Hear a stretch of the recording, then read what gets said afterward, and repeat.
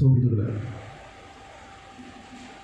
All India lawyers യൂണിയനിലേക്ക് കടന്നു വന്ന advocate Shri Prasannakumar Unnithan, advocate Shri Mannadi Mohan, advocate Shri R Hareeshan എല്ലാവരെയും നമ്മൾ അനുമോദിക്കുന്ന ഈ വേളയിൽ നമ്മളോടൊപ്പം ഞാനും പങ്കുചേരുകയാണ്.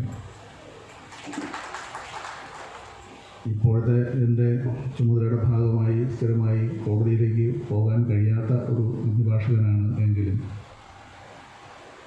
ജീവിതത്തിൻ്റെ അവസാന ശ്വാസം വരെ അഭിഭാഷകനായി തുടരാൻ ആഗ്രഹിക്കുന്ന ഒരാളാണ്. നമ്മളെപ്പറ്റി ഈ വക്കീലന്മാരെ പറ്റി പറയുമല്ലോ, ഒന്നുകിൽ നമ്മൾ ഈ പണി വേണ്ട എന്ന് നമ്മൾ തന്നെ തീരുമാനിച്ച് എന്നേക്കുമായി ഇവിടെ ചൊല്ലുകയോ അതല്ല എങ്കിൽ നമ്മളെ മരണം കൂട്ടിക്കൊണ്ടുപോവുകയോ ചെയ്യുന്ന രണ്ട് ഘട്ടങ്ങളിലൊഴികെ പ്രൊഫഷണൽസിനെ സംബന്ധിച്ച് ജീവിതത്തിൻ്റെ അവസാനം വരെയും അവർ പ്രൊഫഷണൽസ് ആയിരിക്കും എന്നുള്ളതുപോലെ അഭിഭാഷകരും അങ്ങനെ തന്നെ. ഇവിടെ ഓൾ ഇന്ത്യ ലോയേഴ്സ് യൂണിയൻ്റെ അടൂർ താലൂക്ക് കമ്മിറ്റി സംഘടിപ്പിച്ച ഈ സെമിനാർ കേന്ദ്ര ഭരണ നിയമങ്ങളും ജനകീയ പ്രതിഷേധവും സമകാലീന ഇന്ത്യ എന്ന വിഷയമാണ്. ഇത് ഔപചാരികമായി സെമിനാർ ഉദ്ഘാടനം ചെയ്തതായി ആദ്യം അറിയിക്കുകയാണ്. ഞാനൊരു 40 മിനിറ്റ് നമ്മളിൽ നിന്ന് അവതരിക്കുകയാണ്, ദയവായി ക്ഷമിക്കണം. ഈ ലോ കോളേജിലൊക്കെ നമ്മൾ പഠിക്കുന്ന വേളയിൽ തന്നെ 1 മണിക്കൂർ ഇങ്ങനെ ഏതെങ്കിലും ഒരു അധ്യാപകൻ്റെ ക്ലാസ് അങ്ങനെ സാവൂതം വീക്ഷിച്ച് ആ ക്ലാസ്സിൽ നിന്ന് നോട്ട് എഴുതിയെടുക്കുക എന്ന് പറയുന്നത് വളരെ പ്രയാസകരമായ ഒരു പണിയായി നമുക്കെല്ലാം അനുഭവപ്പെട്ടിട്ടുള്ളതും അതുകൊണ്ട് പല ആളുകളും 33 ക്വസ്റ്റ്യൻസിൻ്റെ ഗൈഡ് അതിങ്ങനെ കാണാപ്പാഠം പഠിച്ച് ചിലപ്പോഴെങ്കിലും പരീക്ഷ എഴുതി പലതും വിട്ടുപോയിട്ടും പിന്നെ അധ്യാപകരുടെ എല്ലാം ഒരു ഔദാര്യം കൊണ്ടും നമ്മുടെ എല്ലാം ഭാഗ്യം കൊണ്ടും അങ്ങനെ നമ്മളെല്ലാവരും ഇപ്പോൾ ചിലപ്പോൾ സപ്ലിയായി മാറ്റി ചിലപ്പോൾ സപ്ലി അല്ലാതെയും ഒക്കെ അങ്ങനെ പാസ്സായി എന്ന് പറഞ്ഞിട്ടുണ്ടെങ്കിലും ഒരു വക്കീലിനോടും ആരും വന്നിട്ട് നിങ്ങൾ ഫസ്റ്റ് ക്ലാസ്സിലാണോ പാസ്സായത് സെക്കൻഡ് ക്ലാസ്സിലാണോ പാസ്സായത് എന്ന് വരെ ഒരു കക്ഷിയും ഒന്നും ചോദിച്ചിട്ടില്ല. അത് നമ്മുടെ ഭാഗ്യം.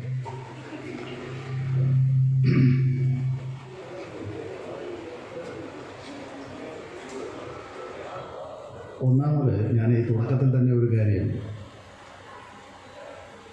നമ്മളെല്ലാം ഈ സൗകര്യപ്രദമായി നമ്മുടെ ഭാഷയുടെ സൗകര്യത്തിന് വേണ്ടി ഉച്ചാരണത്തിൻ്റെയും വർത്തമാനത്തിൻ്റെയും എഴുത്തിൻ്റെയും സൗകര്യത്തിന് വേണ്ടി നമ്മൾ കേന്ദ്ര സർക്കാരെന്ന് പലപ്പോഴും പറയാറുണ്ട്. ഞാൻ ആദ്യമേ അത് ഖണ്ഡിക്കാനായി ആഗ്രഹിക്കുകയാണ്. ഇന്ത്യയുടെ ഭരണഘടനയിൽ ഒരിടത്തും സെൻട്രൽ ഗവൺമെൻറ് എന്ന് എഴുതിയിട്ടില്ല, കേന്ദ്ര സർക്കാർ എന്ന് എഴുതിയിട്ടില്ല. അവിടെ എഴുതപ്പെട്ടിട്ടുള്ളത് യൂണിയൻ ഗവൺമെൻറ് എന്നും സംസ്ഥാന ഗവൺമെൻറ് എന്നുമാണ്. എന്നാൽ നമ്മളെല്ലാവരും നമ്മുടെ വർത്തമാനത്തിൽ, അത് പ്രസംഗത്തിൽ രാഷ്ട്രീയ പ്രസംഗത്തിലായാലും നിയമപരമായ ഏതെങ്കിലും വിഷയത്തെ അധികരിച്ചുള്ള വർത്തമാനത്തിലായിരുന്നാലും ലേഖനങ്ങളിലായിരുന്നാലും അത്തരം കാര്യങ്ങൾ വരുമ്പോൾ നമ്മുടെ ബഹുമാന്യരായ ജനപ്രതിനിധികളും മന്ത്രിമാരും ഉൾപ്പെടെ അതിന് ആദരണീയനായ സംഘ VMS ജീവിച്ചിരുന്നപ്പോൾ പോലും കേന്ദ്ര സംസ്ഥാന ബന്ധങ്ങളെക്കുറിച്ചെല്ലാം അത്തരത്തിൽ നമ്മൾ ആ ഒരു പദം കൊണ്ട് വിവക്ഷിക്കുന്നത് എന്താണ് എങ്കിലും ഇപ്പോൾ വന്ന് സംഭവിച്ചിട്ടുള്ളത് കേന്ദ്ര സർക്കാർ എന്ന് വെച്ചാൽ എല്ലാ അധികാരങ്ങളും കേന്ദ്രീകരിച്ചിരിക്കുന്ന ഒരു ബിന്ദുവാണ് എന്നും ഞങ്ങളിൽ നിന്നാണ് ഇവിടെ നിന്നാണ് ഈ അധികാരങ്ങളെല്ലാം പെർക്കൊലേറ്റ് ചെയ്ത് താഴേക്കിങ്ങനെ ഈ തുള്ളിയായി ഉറിയിൽ നിന്ന് വീഴുന്നത് പോലെ താഴേക്ക് വരുന്നത് ഇത് ഞങ്ങളുടെ ഔദാര്യമാണ്. ശബ്ദം കൂട്ടണോ കുറയ്ക്കണോ?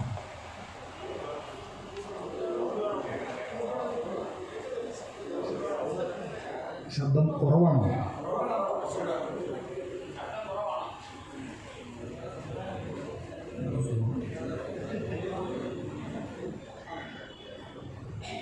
സ്വതവേ എൻ്റെ ശബ്ദം ലേശം കുറവാണ്. മുമ്പ് പാർലമെൻറ്റിലൊഴികെ പുറത്തല്ലായിടത്തും ഇവിടെയും മൈക്ക് ഞാൻ പരമാവധി പരിശ്രമിക്കാം.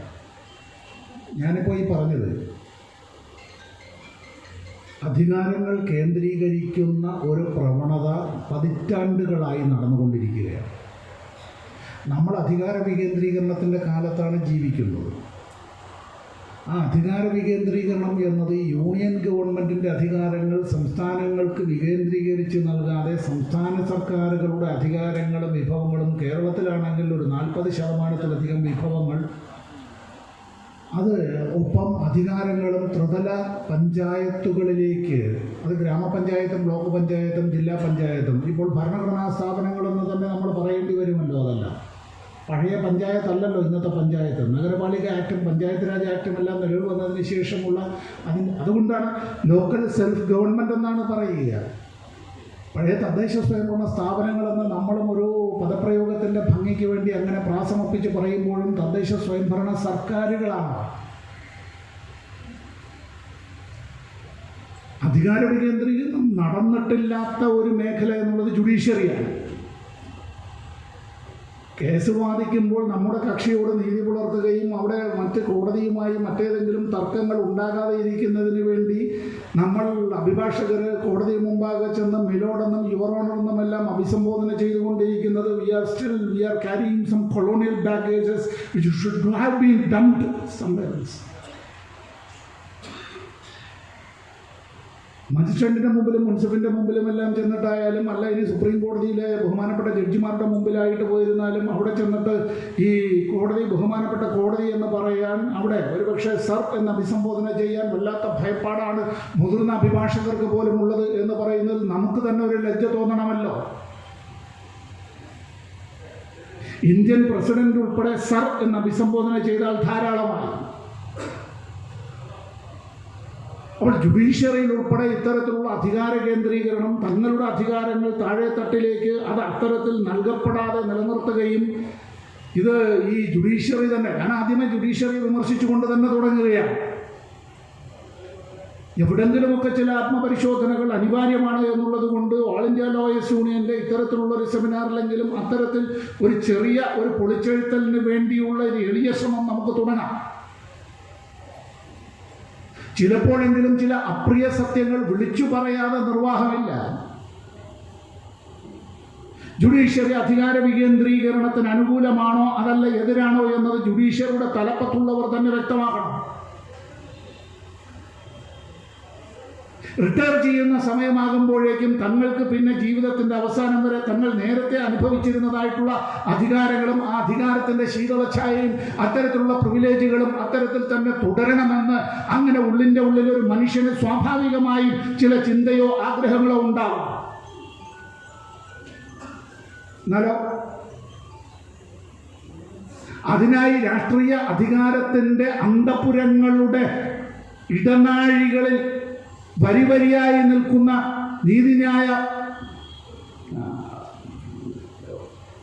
ന്യായാധിപന്മാരെ മറ്റെന്താ ഇപ്പോൾ പറയേണ്ടത്, അങ്ങനെയാണ്.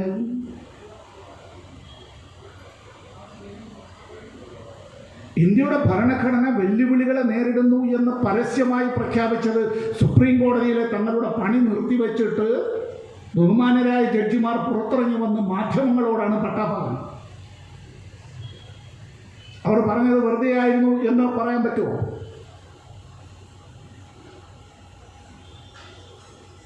സുപ്രീം കോടതിയുടെ ചീഫ് ജസ്റ്റിസ് ആയിരുന്ന മനുഷ്യൻ പിന്നീട് രാജ്യസഭയിൽ അംഗമായി മാറുക,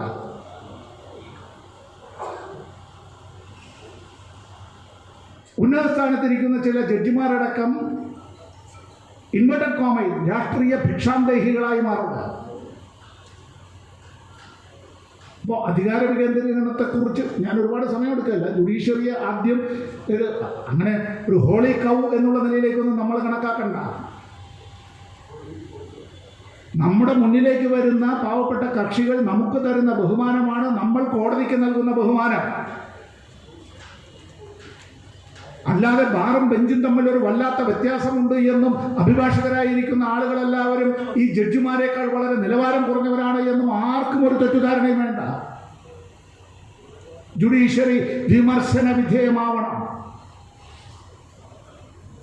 കോടതി ഇലക്ഷൻ നിയമം അടക്കം വാസ്തവത്തിൽ അതിൻ്റെ അലകും പിടിയും മാറ്റേണ്ട കാലം അതിക്രമിച്ചു. മൊത്തത്തിൽ അഴിച്ചുപണി നടത്തിയില്ല എങ്കിൽ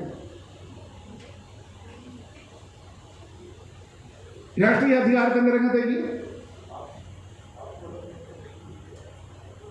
മഹാത്മാഗാന്ധിയും അതുപോലെ തന്നെ ലാലാ ലജ്പത് റായിയും ഉൾപ്പെടെയുള്ള ദേശീയ നേതാക്കന്മാർ കുറ്റവിചാരണയ്ക്ക് വിധേയരായത് ഈ സെഡിഷൻ ലോ വെച്ചിട്ടാണ്. ദേശവിരുദ്ധൻ എന്ന അത്തരത്തിൽ മുദ്രകുത്തി, രാജ്യദ്രോഹി എന്ന മുദ്രകുത്തി അവരെയെല്ലാം അത്തരത്തിൽ കുറ്റവിചാരണ ചെയ്തു. സുപ്രീം കോടതി തന്നെ ചോദിക്കുകയാണ്, ഈ നിയമം മാറ്റേണ്ട കാലം അതിക്രമിച്ചില്ലേ എന്ന്. ഇപ്പോഴും ആ നിയമം മാറ്റാനായി ഇന്ത്യ ഗവൺമെന്റ് തയ്യാറല്ല എന്ന് പാർലമെന്റിൽ നൽകിയ മറുപടിയിൽ കൂടി പറയുകയാണ്. സമീപകാലത്ത് ഏറ്റവും കൂടുതൽ ഈ രാജ്യദ്രോഹ കുറ്റം ആരോപിച്ചത് ആരുടെ മേലാണ്? കൃഷിക്കാരുടെ മേലാണ്. ഒരു വർഷത്തിലേറെ കാലമാണ് ഇന്ത്യയിലെ കർഷകരോട് വലിയ പ്രക്ഷോഭം നടത്തിയത്. പ്രസിഡന്റിനുള്ള പ്രത്യേക അധികാരം ഉപയോഗിച്ചുകൊണ്ടാണ് ഇന്ത്യൻ ഭരണഘടന അത്തരത്തിൽ പ്രസിഡന്റിന് നൽകിയിട്ടുള്ള അധികാരം ദുരുപയോഗപ്പെടുത്തിക്കൊണ്ടാണ് ആ ഓർഡിനൻസുകൾ പുറപ്പെടുവിച്ച് 3 കാർഷിക നിയമങ്ങൾ, ആ 3 കാർഷിക നിയമങ്ങൾ അത് പാർലമെന്റിനെ കൊണ്ട് പാസ്സാക്കിപ്പിക്കുന്നതിന് വേണ്ടി ഇതിനേക്കാൾ ബുദ്ധിമുട്ടാണ് ചുട്ടെടുക്കാൻ. വളരെ വേഗത്തിലാണ് COVID-19 മഹാമാരിയുടെ കാലത്ത് ആ 3 ബില്ലുകളും നിയമമാക്കുന്നതിന് വേണ്ടി അത് പാർലമെന്റിൽ യൂണിയൻ മന്ത്രിമാരിയ്ക്കുന്നു, മുതിർന്ന പാർലമെന്റ് അംഗങ്ങൾ, മറ്റുള്ളവരെയല്ല. വിസിറ്റേഴ്സ് ഗാലറിയിലാണ് MP-മാരെ ഇരുത്തിയത്. പാർലമെന്റിന്റെ സെൻട്രൽ ഹാളിലേക്ക് മുൻ MP-മാർക്ക് പ്രവേശനം ഉണ്ടായില്ല. അക്രഡിറ്റേഷനുള്ള മാധ്യമ പ്രവർത്തകർക്ക് പ്രവേശനം ഉണ്ടായില്ല. സന്ദർശകർ ഇരിക്കേണ്ടിടത്താണ് MP-മാരെ ഇരുത്തിയത്. ആ ശാരീരിക അകലം പാലിച്ചുകൊണ്ടാണ് നടത്തിയത്. നിരവധി പാർലമെന്റ് അംഗങ്ങളെ, മലയാളികൾ ഉൾപ്പെടെയുള്ളവരെ സസ്പെൻഡ് ചെയ്തു. കേരളത്തിലെ മുഖ്യമന്ത്രി ശ്രീ പിണറായി വിജയന്റെ സെക്രട്ടറി ആയിട്ടുള്ള ശ്രീ KK രാഗേഷ് ഉൾപ്പെടെയുള്ളവരെ സസ്പെൻഡ് ചെയ്തു. ആ തണുപ്പത്ത് ആ പാർലമെന്റ് അംഗങ്ങൾ ഗാന്ധി പ്രതിമയ്ക്ക് മുമ്പിൽ അവരെ ദിവസങ്ങളോളം കുത്തിയിരിക്കേണ്ടി വന്നു. 4 ലേബർ ബില്ലുകൾ, ലേബർ കോഡുകൾ പാസ്സാക്കിയെടുത്തു. എന്തൊരു വെപ്രാളമായിരുന്നു! പാർലമെന്റ് ചർച്ചകളുടെ വേദിയാണ്, വിമർശനങ്ങളുടെ, വിയോജിപ്പുകളുടെ വേദിയാണ്. ഇന്ത്യ ഒരു ഫെഡറേഷനാണ്. ഇന്ത്യ ഒരു യൂണിറ്ററി രാഷ്ട്രമല്ല. ഇന്ത്യ ഫെഡറേഷൻ ആയതുകൊണ്ടാണ് ഇന്ത്യക്ക് എഴുതപ്പെട്ട ഭരണഘടന വേണമെന്ന് നിർബന്ധം പിടിച്ചത് the founding fathers of the constitution. ഇന്ത്യയുടെ ഭരണഘടനയുടെ അനുച്ഛേദം 1 പറയുന്നത് India that is Bharat shall be a union of states എന്നാണ്. ഇന്ത്യ എന്നൊരു രാഷ്ട്രത്തെ ഉണ്ടാക്കി വെച്ചിട്ട് ഭരണഘടനാപരമായി അതിന്റെ ഭരണ സൗകര്യത്തിന് വേണ്ടി ഈ കേരള സംസ്ഥാനത്തിൽ 14 ജില്ലകൾ, ഈ 14 ജില്ല വേണമെങ്കിൽ കുറേ നാൾ കഴിയുമ്പോൾ 18 ആവാം. നിങ്ങൾ പത്തനംതിട്ട ജില്ല പുതുതായി രൂപീകരിക്കപ്പെട്ട ജില്ലയാണ്. അതിനു മുമ്പ് പത്തനംതിട്ട ജില്ലയില്ല, ഇടുക്കി ജില്ലയില്ല, മലപ്പുറം ജില്ലയില്ല. ഈ ജില്ലകളെല്ലാം പിന്നീട് ഉണ്ടായതാണ്. ഇനിയും ജില്ലകളുടെ എണ്ണം കൂടും. ഇങ്ങനെ അഡ്മിനിസ്ട്രേറ്റീവ് കൺവീനിയൻസിന് വേണ്ടി അല്ല ഇന്ത്യയിൽ സംസ്ഥാനങ്ങൾ. എവിടെ പറയുന്നു? ഇതിൽ പറയും.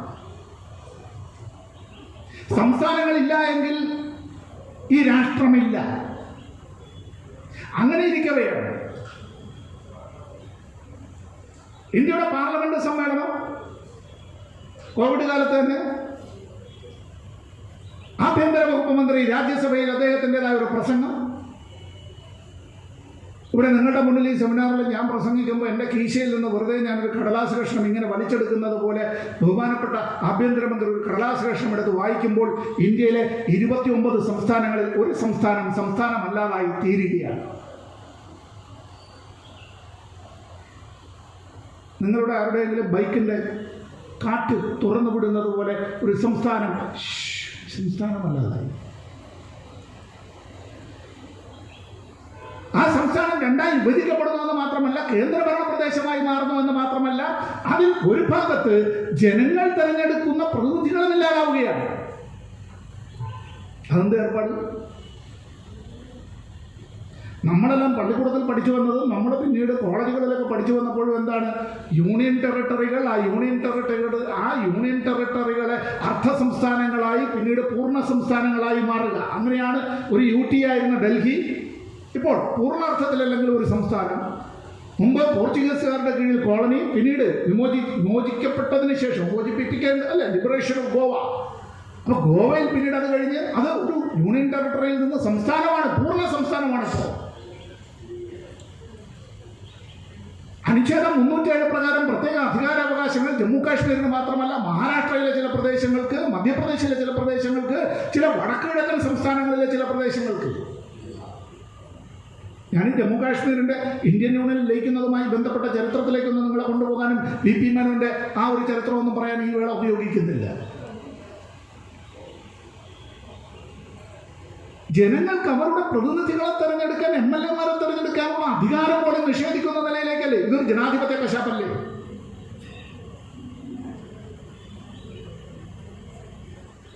ഗവൺമെന്റ് കൊണ്ടുവരുന്ന നിയമങ്ങളോ?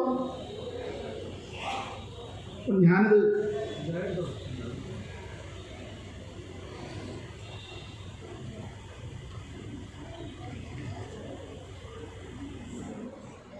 നോട്ട് നിരോധനം വന്നു.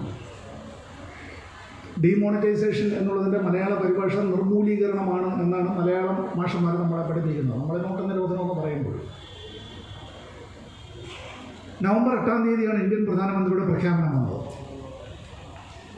ആ നവംബർ 8-ന് ഒരു പ്രത്യേകതയുള്ളൂ. US പ്രസിഡന്റ് തെരഞ്ഞെടുപ്പ് കഴിഞ്ഞതിന് ശേഷം ട്രംപ് വിജയിക്കുന്ന ആ തെരഞ്ഞെടുപ്പ് ഓർമ്മയുണ്ടല്ലോ, ഒരുപാട് വിവാദങ്ങൾ, ഒരുപാട് കോംപ്ലിക്കേറ്റഡ് ആയിട്ടുള്ള ഒരു തെരഞ്ഞെടുപ്പാണ്. അപ്പോൾ ലോകത്തിലെ പ്രധാനപ്പെട്ട മാധ്യമങ്ങളെല്ലാം തന്നെ ആ തെരഞ്ഞെടുപ്പിനെ സംബന്ധിച്ചുള്ള ചർച്ച നടത്തുന്ന വേളയാണ് ആ ദിവസം. ഡൽഹിയിലെ പത്രം ഓഫീസുകളിൽ 7 മണിക്കൊരു വിളിയെത്തി. ഇന്ന് രാത്രി 8 മണിക്ക്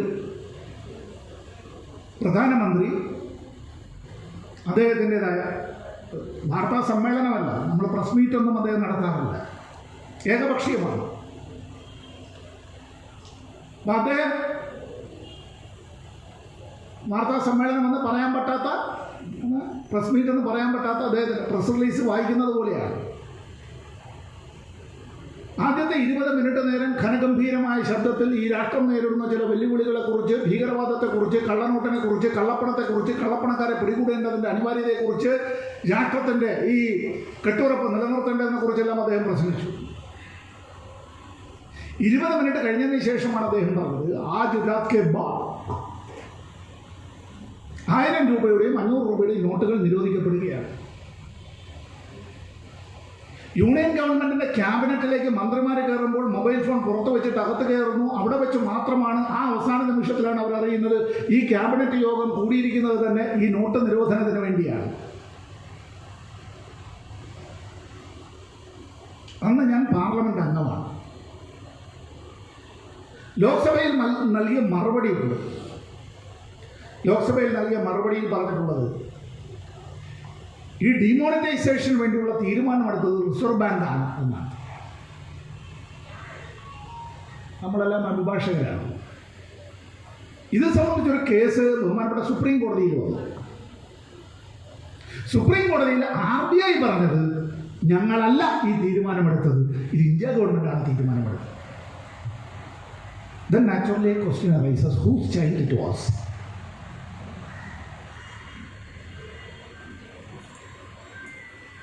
പിതൃത്വം ഏറ്റെടുക്കാൻ ആരുമില്ലാത്ത ഒരു അനാഥ ശിശുവായി അത്തരത്തിൽ ഇന്ത്യയിലെ നോട്ട് നിരോധനത്തെ കാണുമോ?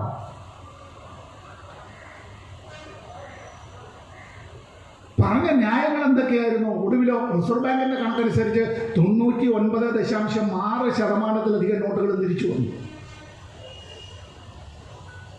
ബാക്കി കുറെ തിരിച്ചു വന്നില്ല. ചിലതൊക്കെ നമ്മുടെ വീട്ടിൽ തന്നെ കുട്ടികൾ സ്റ്റാമ്പ് കളക്ട് ചെയ്യുന്നത് പോലെ വെച്ചിട്ടുണ്ടാവും. അവർ പ്രായമാകുമ്പോൾ ഇതെല്ലാം കളക്ടേഴ്സ് ഐറ്റമായി ഉപയോഗിക്കുക. പ്രധാനമന്ത്രി തന്നെ പറയുകയാണ്, ഈ പ്രശ്നം പരിഹരിക്കാൻ പറ്റിയില്ലെങ്കിൽ നിങ്ങൾ എന്നെ തൂക്കിക്കൊന്നോളൂ എന്നാണ് പറഞ്ഞത്. ഓൾ ഇന്ത്യ ലോയേഴ്സ് യൂണിയനും വധശിക്ഷയ്ക്ക് എതിരായിരിക്കും എന്നാണ് എൻ്റെ വിശ്വാസം.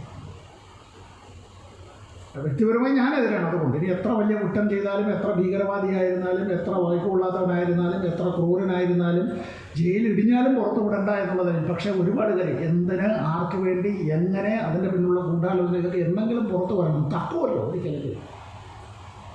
തൂക്കിക്കൊന്നു കഴിഞ്ഞാൽ അതോടുകൂടി എല്ലാം തീരും.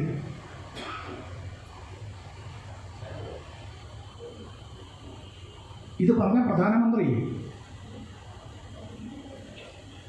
ATM കൗണ്ടറുകൾക്ക് മുന്നിൽ ക്യൂ നിന്ന് മരണപ്പെട്ടു പോയ നൂറുകണക്കിന് ആളുകൾ സ്വന്തം പണമെടുക്കാനാണ് പോയത്. അവരാരും തീവ്രവാദിയല്ല. കള്ളപ്പണക്കാരെ പിടികൂടിയില്ല, കള്ളപ്പണം കണ്ടുകെട്ടിയില്ല. ഇന്ത്യക്ക് പുറത്തേക്കാണിത് പാർക്ക് ചെയ്യുക എന്നുള്ളത് ഒരുവിധം എല്ലാവർക്കും അറിയാം. കള്ളപ്പണം നോട്ടുകെട്ടുകളായിട്ടല്ല കൊണ്ടുവയ്ക്കുക എന്നുള്ളതും അറിയാം.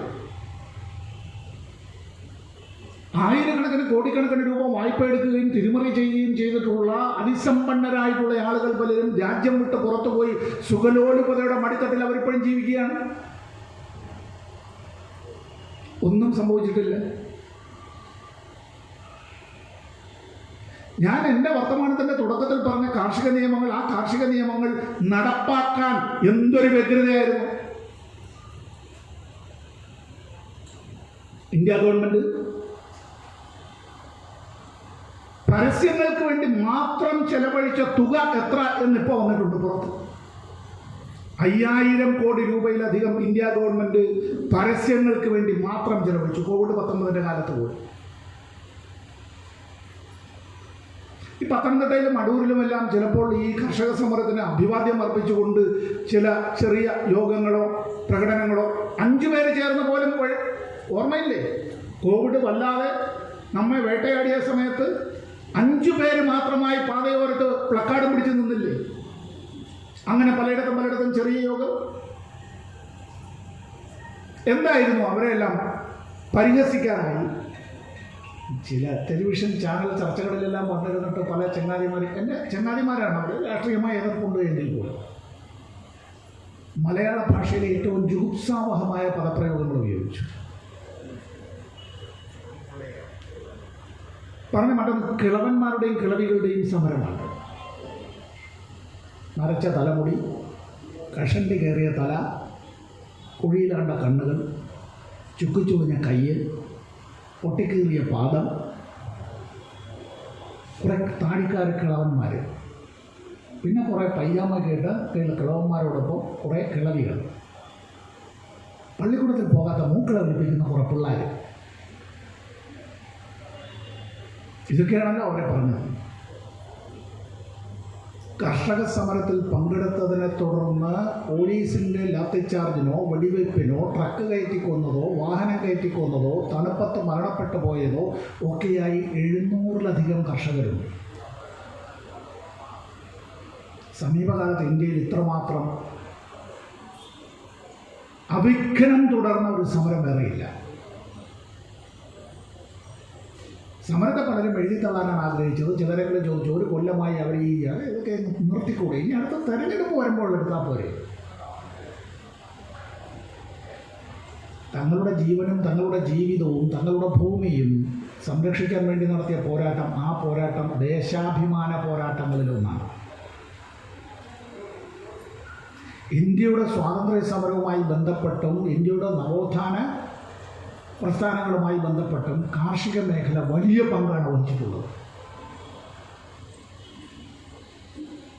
ഇന്ത്യയിലെ ആദ്യത്തെ കോളനി വിരുദ്ധ സമരം ഏതെന്നറിയാം? ജനകീയ കലാപം. 1721 ആറ്റിങ്ങൽ കലാപം 5 കോട്ട വളയുകയും ആക്രമിക്കുകയും ചെയ്തുകൊണ്ട് ജനങ്ങൾ, കൃഷിക്കാരും സാധാരണ ആളുകളും നടത്തിയ ബ്രിട്ടീഷ് പട്ടാളത്തിനെതിരായി നടത്തിയ പോരാട്ടമാണ്. ഒരു രാഷ്ട്രീയ പാർട്ടിയും അന്നുണ്ടായിരുന്നില്ല. ആ പോരാട്ടത്തെ ചോരയിൽ മുക്കിയാണ് കൊന്നത്. പക്ഷെ അതുകൊണ്ട് ജനങ്ങളുടെ വികാരത്തെയും സ്വന്തം നാടിനോടുള്ള അഭിനിവേശത്തെയും തല്ലിക്കെടുക്കാൻ കഴിഞ്ഞില്ല. 1757 ബീഹാറിലെ, ബംഗാളിലെ, ഒറീസയിലെ ചൗത്ത് ഭൂനികുതി പിരിക്കാനുള്ള അവകാശത്തെ ചൊല്ലി ബ്രിട്ടീഷുകാരും സിറാജ് ദൗളയും തമ്മിലുള്ള തർക്കം ക്ലാസ് യുദ്ധത്തിലേക്ക് മാറുന്നു. ചതിയിലാണ് സിറാജ് ദൗള തോൽക്കുന്നത്. ബ്രിട്ടീഷുകാരുടെ തലസ്ഥാനമായി കൽക്കട്ട മാറുന്നത് അങ്ങനെയാണ്. വെറും 200 കൊല്ലത്തിന് മുമ്പാണ് ഡൽഹിയിലേക്ക് കൽക്കട്ടയിൽ നിന്ന് ഈ തലസ്ഥാനം പറിച്ചു മാറ്റപ്പെടുന്നത്. കൃത്യം 100 കൊല്ലം കഴിയുമ്പോൾ 1857 ശിപായി ലഹള എന്ന സായിപ്പ് എഴുതി വെച്ചതായ, എന്നാൽ നമ്മുടെ ചരിത്രകാരന്മാർ 1-ാം സ്വാതന്ത്ര്യ സമരം എന്ന് വിശേഷിപ്പിച്ച, യഥാർത്ഥത്തിൽ ഇത് രണ്ടിന് എവിടെയോ പ്രത്യേകിച്ച് ഒരു ദേശീയ പ്രസ്ഥാനം എന്നുള്ള നിലയിലേക്ക്, ഒരു രാഷ്ട്രീയ പാർട്ടി എന്നുള്ള നിലയിലേക്ക്, അത്തരത്തിലൊരു രാഷ്ട്രീയ മുദ്രാവാക്യം എന്നുള്ള നിലയിലേക്ക് ഇന്ത്യ ഒരു മൂർത്തമായ സങ്കല്പമാക്കുന്നതിന് വേണ്ടി അത്തരത്തിൽ നടന്ന ഒരു സമരമൊന്നുമല്ല. അതിൻ്റെ നേതൃത്വം എന്നുള്ളത് ജന്മിമാരും മാടമ്പിമാരും രാജാക്കന്മാരും ഒക്കെ തന്നെയായിരുന്നു. അഥവാ രാജ്യം നഷ്ടപ്പെട്ടു പോകുമെന്ന് ഭയപ്പെട്ടവർ. ഝാൻസിയിലെ റാണി ലക്ഷ്മിബായി, നാനാ സാഹിബ്, താന്തിയ തോപ്പി, ബഹദൂർ ഷാ രണ്ടാമൻ, അങ്ങനെ പലരും 1857 കലാപത്തിനെ എതിർക്കാൻ, പരാജയപ്പെടുത്താൻ ആളും ആയുധവും അർത്ഥവും കൊടുത്ത് സഹായിച്ച ഒരു പ്രധാനപ്പെട്ട രാജകുടുംബമാണ് സിന്ധ്യ രാജകുടുംബം. പഴയ തിരുവിതാംകൂർ രാജകുടുംബവും ആ കലാപത്തിനെതിരായിരുന്നു. മറാത്തയിൽ നിന്ന് ആളും അർത്ഥവും ആയുധവും ഒഴുകിയെത്തി ബ്രിട്ടീഷുകാർക്ക്. മുഗൾ ചക്രവർത്തിമാരിലെ അവസാനത്തെ കണ്ണിയായിരുന്ന ബഹദൂർ ഷാ സഫറിനെയാണ് കലാപകാരികളിലെ ബഹുഭൂരിപക്ഷം വരുന്ന ഹിന്ദുക്കൾ ആനയിച്ച് ക്ഷണിച്ചു കൊണ്ടുവന്ന് ചെങ്കോട്ടയിൽ ഞങ്ങളുടെ ചക്രവർത്തി ആയിരിക്കണമേ എന്ന് ആഗ്രഹിക്കുന്നു, അതുകൊണ്ട് അങ്ങ് ദയവായി സ്ഥാനമേറ്റെടുക്കണം. അദ്ദേഹത്തെ അങ്ങനെ ഇന്ത്യയുടെ ചക്രവർത്തിയായി അവർ അവരോധിക്കുകയാണ്. സമരത്തിൽ പങ്കെടുത്തവർ ബഹുഭൂരിപക്ഷം മുസ്ലിങ്ങൾ അല്ല. ബ്രാഹ്മണർ ഉൾപ്പെടെയുണ്ട്. മംഗൾ പാണ്ഡെ എന്ന സിനിമ നിങ്ങൾ പലരും കണ്ടിട്ടുണ്ടാവും. ഊർന്നുരുട്ട മംഗൾ പാണ്ഡെ, ഒരു സിപ്പായി മംഗൾ പാണ്ഡെ. ഇന്ത്യയിലെ ജനങ്ങൾ അത്തരത്തിൽ വർഗീയമായി ചിന്തിക്കുകയും വർഗീയമായി അവർ സംഘടിക്കുകയും വർഗീയമായി സംഘടനത്തിലും ശത്രുതയിലേക്കും വഴുതി മാറാതെ ഇരുന്നാൽ, അവർ ഒരുമിച്ച് നിന്നാൽ ഈ നാട് ഭരിക്കാൻ കഴിയില്ല എന്ന് ബ്രിട്ടീഷുകാർക്ക് ബോധ്യമുണ്ടായത് 1857 ആ കലാപമാണ്. പിന്നെ അവർ എഴുതിയ ചരിത്രവും ചരിത്രത്തിലെ വളച്ചൊടിക്കലുകളും ഒക്കെ ഇന്ത്യയെ വിഭജിക്കുന്നതിലേക്കടക്കം 1857 കലാപത്തെ അടിച്ചമർത്തി എന്നുള്ളത് കൊണ്ട് ഇന്ത്യയുടെ ദേശീയ ബോധത്തെ അടിച്ചമർത്താൻ കഴിഞ്ഞില്ല. ഞാൻ ഈ വിഷയത്തിൽ നിന്നുകൊണ്ട് ഒരു കാര്യം പറയാൻ ആഗ്രഹിക്കുന്നു. ഒരിക്കലും ഇന്ത്യയിലേക്ക് വന്നിട്ടില്ലാത്ത കാൾ മാർക്സ് കാലുകുത്തിയിട്ടേയില്ല. ജർമ്മനിയിൽ നിന്ന് പലായനം ചെയ്ത് ബ്രിട്ടനിലേക്ക് എത്തി അവിടെ ലണ്ടനിൽ താമസിക്കുകയും അദ്ദേഹം ഗ്രന്ഥശാലയിൽ നിന്നുള്ള പുസ്തകങ്ങളും ഇന്ത്യയിൽ നിന്ന് കിട്ടുന്ന പത്രങ്ങളും മറ്റ് റിപ്പോർട്ടുകളും കത്തുകളും ഒക്കെ വായിച്ചിട്ട് അദ്ദേഹം ഇന്ത്യയിലെ കലാപത്തെക്കുറിച്ച് ഒരു കാര്യം എഴുതി. ലോകത്തിൻ്റെ ചരിത്രത്തിൽ അതുവരെ നടന്നിട്ടുള്ള എല്ലാ സ്വാതന്ത്ര്യ സമരത്തെക്കാൾ കൂടുതൽ ആളുകൾ പങ്കെടുത്തതും ഏറ്റവും കൂടുതൽ ഭൂവിസ്തൃതിയെ ബാധിച്ചതുമായിട്ടുള്ള ഒരു കലാപം ഇന്ത്യയിലെ 1857 റിവോൾട്ടാണ് എന്നെഴുതിയത് കാൾ മാർക്സാണ്. അതിനു മുമ്പ് നടന്നിട്ടുള്ള സ്വാതന്ത്ര്യ സമരങ്ങളിലൊക്കെ പലയിടത്തും പങ്കെടുത്തത് ആയിരക്കണക്കിന് ആളുകൾ മാത്രമാണ്, ചെറിയ ഒരു ഭൂഭാഗത്തിൽ മാത്രമാണ്. പക്ഷേ ഇങ്ങനെ ഉത്തരേന്ത്യയുടെ ഒരു വലിയ ഭാഗത്തെ അടക്കം ബാധിച്ചതായിട്ടുള്ളത് അത് സൂര്യൻ അസ്തമിക്കാത്ത സാമ്രാജ്യത്തിൻ്റെ അധിപനായ ബ്രിട്ടീഷ് ചക്രവർത്തിക്ക് സ്വന്തമായുള്ള ഇംഗ്ലണ്ടും സ്കോട്ട്ലൻഡും വടക്കൻ അയർലൻഡും പിന്നെ ഈ വെയിൽസ് ദ്വീപ സമൂഹങ്ങളെല്ലാം ചേർന്നാലും ഒക്കെ ഉള്ളതിനേക്കാൾ എത്രയോ ഇരട്ടിയായിരുന്നു എന്ന കാര്യം ഓർക്കണം. മഹാത്മാഗാന്ധിയുടെ ഇന്ത്യയിലേക്കുള്ള തിരിച്ചുവരവ്, ഇന്ത്യൻ നാഷണൽ കോൺഗ്രസിൻ്റെ നേതൃത്വത്തിലേക്ക് അദ്ദേഹം കടന്നു വരുന്നത്,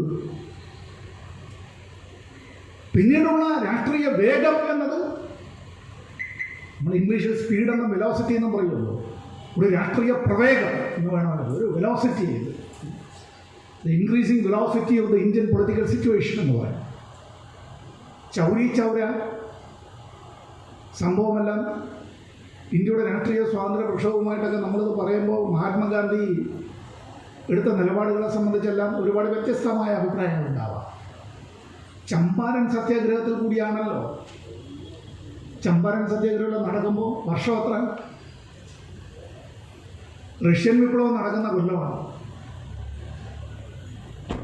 ലോകത്തെ റഷ്യൻ വിപ്ലവം അതുകൊണ്ട് തന്നെ ഈ ദേശാഭിമാന ശക്തികൾക്ക് ഒരു വലിയ കരുത്ത് നൽകി.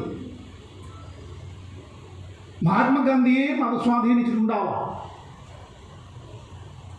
ഇടതുപക്ഷക്കാരും വലതുപക്ഷക്കാരും എല്ലാം ചേർന്ന ദേശീയ പ്രസ്ഥാനമായിരുന്നു കോൺഗ്രസ്. പണ്ഡിറ്റ് ജവഹർലാൽ നെഹ്റു ഇന്ത്യൻ നാഷണൽ കോൺഗ്രസിന്റെ പ്രസിഡന്റായിരിക്കുന്ന കാലത്ത് ഈ കേരള പ്രദേശ് കോൺഗ്രസ് കമ്മിറ്റിയുടെ സെക്രട്ടറിയുടെ പേര് EM ശങ്കരൻ നമ്പൂതിരിപ്പാടെന്നാണ്. അല്ല, ഇന്നത്തേതുപോലെ കോൺഗ്രസിന് ഒരു ബസ് സ്റ്റാൻഡിലോ റെയിൽവേ സ്റ്റേഷനിലോ കണ്ടാൽ പോലും ഞാൻ എവിടെയോ താങ്കളെ കണ്ടിട്ടുണ്ടല്ലോ എന്ന് ചോദിക്കുന്ന നിലയിലേക്ക് ഗൗരവപ്പെടയായിരുന്നില്ല. ഞാൻ ഈ പറഞ്ഞ കാലത്ത് തിരുവനന്തപുരത്തെ കോൺഗ്രസിൻ്റെ DCC സെക്രട്ടറി സഖാവ് കാട്ടായിക്കോണം വീശീധറായിരുന്നു. പിന്നീട് CPIയുടെ നേതാവായി അവിഭക്ത കമ്മ്യൂണിസ്റ്റ് പാർട്ടിക്ക് ശേഷം CPIM രൂപീകൃതമായപ്പോൾ ഏറ്റവും കൂടുതൽ കാലം CPIMൻ്റെ ജില്ലാ സെക്രട്ടറി ആയിരുന്ന സഖാവ് കാട്ടായിക്കോണം വീശീധർ. ഇന്ത്യയുടെ ദേശീയ സ്വാതന്ത്ര്യ പ്രക്ഷോഭത്തിൻ്റെ മൂർധന്യാവസ്ഥയിൽ സ്വരാജ് എന്നുള്ള മുദ്രാവാക്യം അത് കോൺഗ്രസിൻ്റെ സമ്പൂർണ്ണ സമ്മേളനത്തിൽ ആദ്യമായി ഉന്നയിക്കുന്നത് കമ്മ്യൂണിസ്റ്റുകാരാണ്. ഗാന്ധിജി ഉൾപ്പെടെ ആദ്യം അനുകൂലിച്ചില്ല. വർഷങ്ങൾക്ക് ശേഷമാണ് കോൺഗ്രസിലെ പ്രമുഖ നേതാക്കൾ അനുകൂലിച്ചത്.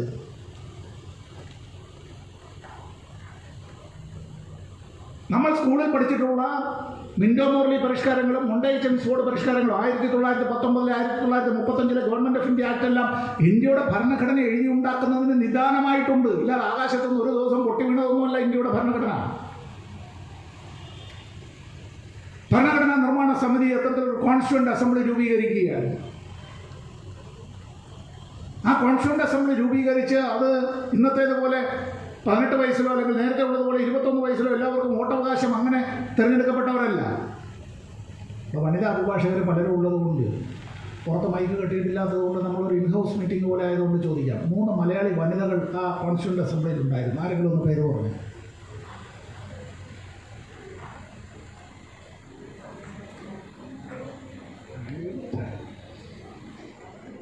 ഇന്ത്യയുടെ ഭരണഘടനാ നിർമ്മാണ സമിതിയിൽ, കോൺസ്റ്റിറ്റ്യൂവൻ്റ് അസംബ്ലിയിൽ 3 മലയാളി വനിതകൾ ഉണ്ടായിരുന്നു.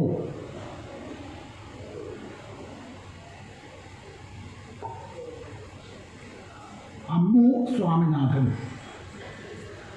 ദാക്ഷായണി വേലായുധൻ, ആനി മസ്ക്രീൻ. ആനി മസ്ക്രീൻ പിന്നീട് തിരുവനന്തപുരം ലോക്സഭാ മണ്ഡലത്തിൽ നിന്ന് പാർലമെൻറ്റിലേക്ക് തിരഞ്ഞെടുക്കപ്പെടുകയും ചെയ്തു. 15 വനിതകൾ അംഗങ്ങളായിരുന്നതിൽ 3 പേർ വനിതകളായിരുന്നു. കോൺസ്റ്റിറ്റ്യൂവൻ്റ് അസംബ്ലി രൂപീകരിച്ച് അതിൻ്റെ പ്രവർത്തനങ്ങൾ മുന്നോട്ട് പോകുന്ന ഒരു ഘട്ടം എത്തുമ്പോൾ ഇന്ത്യ വിഭജനത്തെ നേരത്തെ തീരുമാനിച്ചതുപോലെ തന്നെ ആ വിഭജനം ഉണ്ടാകുന്നത് കൊണ്ട് തന്നെ അതിൽ അംഗസംഖ്യയിൽ സ്വാഭാവികമായ കുറവ് വരുന്നു. മറ്റംഗങ്ങളുണ്ട്. ഈ ചർച്ചകൾ നടക്കുന്നു. ആയിരക്കണക്കിന് ഭേദഗതികളാണ് വരുന്നത്. നമ്മൾ പഠിച്ചിട്ടുള്ളതുപോലെ തന്നെ അമേരിക്കൻ ഭരണഘടനയിൽ നിന്നും USSRന്റെ ഭരണഘടനയിൽ നിന്നും റിപ്പബ്ലിക് ഓഫ് അയർലൻഡിൻ്റെ ഭരണഘടനയിൽ നിന്നും UK-യുടെ എഴുതപ്പെടാത്ത ഭരണഘടന. UK എന്നും ഇംഗ്ലണ്ടൊന്നുമല്ല നമ്മളെല്ലാം പറയും. വക്കീലന്മാരുമല്ല ഈ പദം ഉപയോഗിക്കുന്ന കൂട്ടത്തിലാണ്. ഞാൻ നേരത്തെ യൂണിയൻ ഗവൺമെൻറ് എന്നുള്ളത് കേന്ദ്ര ഗവൺമെൻറ് എന്ന് നമ്മൾ പറയുന്നത് പോലെ തന്നെ പറയും. ഇംഗ്ലണ്ട് എന്നുള്ളത് UK അല്ല. UK-യുടെ ഒരു ഭാഗം മാത്രമാണ്. ഒരു ദ്വീപാണ് ഇംഗ്ലണ്ട്.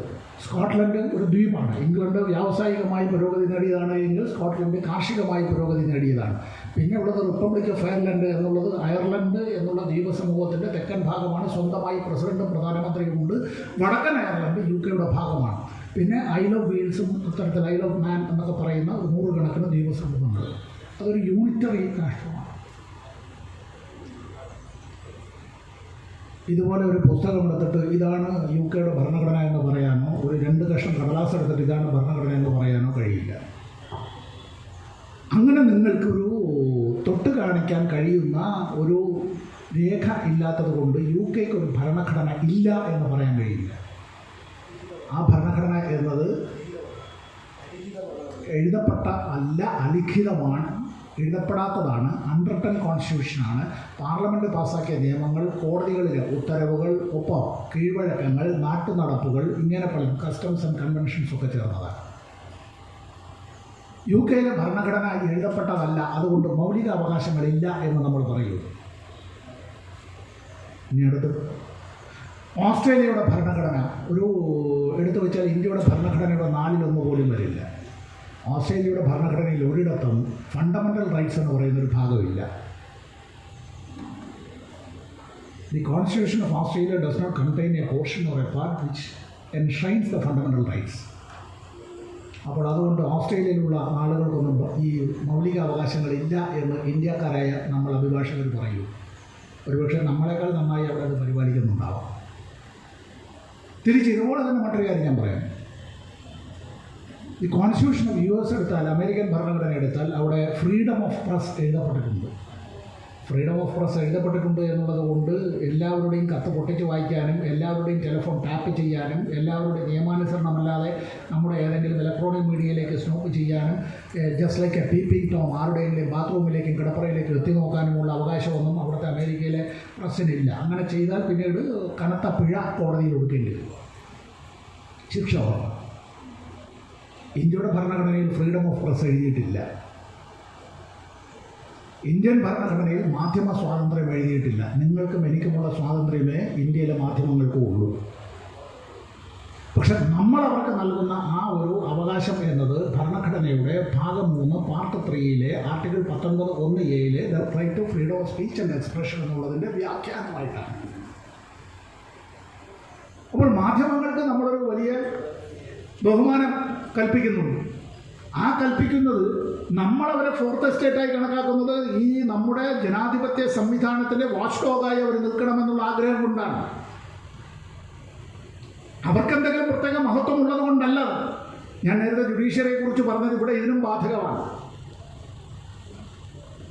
ഞങ്ങൾ മീഡിയയാണ്, അതുകൊണ്ട് ഞങ്ങൾ ചില അജണ്ട തീരുമാനിക്കും. ഞങ്ങളിങ്ങനെ we will fix certain agenda, അതിനനുസരിച്ച് എന്നുള്ളതിലേക്ക് അങ്ങനെ ആ ഒരു പ്രത്യേക ഫ്രെയിമിലേക്ക് ആളുകളെ കയറ്റൽ അത് ശരിയല്ല. ഈ ക്രോസ് ഓണർഷിപ്പ് വന്നിട്ടുള്ളൊരു സ്ഥിതിയിൽ ഇപ്പോൾ വലിയ വ്യവസായികൾ, വലിയ കോടീശ്വരന്മാർ മറ്റ് വ്യവസായങ്ങൾ നടത്തുന്നവർ, ഇവർ മീഡിയയിലേക്കെല്ലാം കടന്നു വന്നിട്ടുണ്ട്. ലോകത്ത് പലയിടത്തും ഇത്തരത്തിലുള്ള ഒരുപാട് നിയന്ത്രണങ്ങൾ വന്നിട്ടുണ്ട്. ഒരു വലിയ മാധ്യമ ശൃംഖലയുടെ ഉടമ അതേസമയം തന്നെ ബാങ്കിങ്, ഫിനാൻസ്, ഇൻഷുറൻസ് ഇൻഡസ്ട്രി ഇങ്ങനെ പലതിലേക്കും വ്യാപരിക്കുകയാണ് ഇന്ത്യയിൽ. അവരുടെ താല്പര്യങ്ങളാണ് ഈ അച്ചടിച്ച് നമ്മുടെ മുന്നിലേക്ക് എത്തിക്കുന്നത്. അവരുടെ താല്പര്യങ്ങളാണ് ദൃശ്യമാധ്യമങ്ങളിലൂടെ നമ്മുടെ മുന്നിലേക്ക് എത്തുന്നത്. അപ്പോൾ ഇതിന് രാഷ്ട്രീയമായ പല മാനങ്ങളുമുണ്ട്. ആ രാഷ്ട്രീയ മാനങ്ങളിൽ ഏറ്റവും ഒടുവിലത്തേതാണ് കർഷക സമരത്തിന് നിദാനമായ നിലയിലുള്ള ഈ പറഞ്ഞ നിയമനിർമ്മാണങ്ങൾ. ഭൂമി കോർപ്പറേറ്റുവൽക്കരിക്കപ്പെടുകയാണ്, ഫോർവേഡ് ട്രേഡിംഗ് അനുവദിക്കപ്പെടുകയാണ്. കൃഷിക്കാരനും വലിയ കോർപ്പറേറ്റും ഒരു ലെവൽ പ്ലേയിങ് ഫീൽഡിലല്ല. ആർബിട്രേഷന് പോലും അവിടെ പരിമിതി നിശ്ചയിക്കുകയാണ്, ഭൂമി തട്ടിപ്പറിക്കുകയാണ്. ഇതിനെതിരായിട്ടുള്ള പ്രക്ഷോഭമാണ് നടത്തിയത്. ആ പ്രക്ഷോഭകാരികളെ ഒരു ഗവൺമെന്റിന്റെ എല്ലാ മർദ്ദന ഉപാധികളെ ഉപയോഗിച്ചു നേരിട്ടു. ഇനി വിളിക്കാനുണ്ടായിരുന്നത് പട്ടാളത്തെ മാത്രമാണ്. യന്ത്രത്വക്കേന്ദ്യ ഇന്ത്യൻ പട്ടാളത്തെ ഒഴികെ ബാക്കി എല്ലാത്തിനും ഉപയോഗിച്ചു.